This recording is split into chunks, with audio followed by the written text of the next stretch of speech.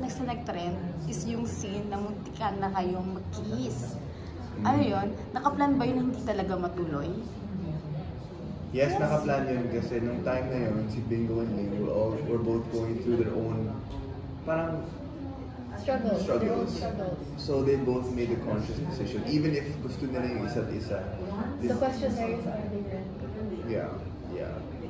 So actually, yes, kilig siya, pero nung naudot yun, parang mas naging effective kasi nakita mo kung bakit.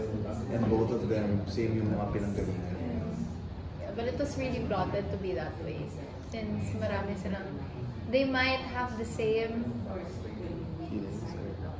okay, just to make it more, they might be on the same page but they're on different books.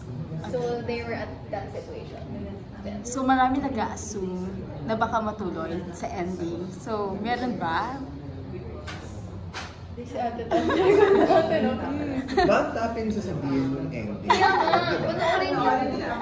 Pero kayo personal, ready na ba kayo doon sa ganong... Abangan, panoorin. Abangan. Ayan, abangan natin.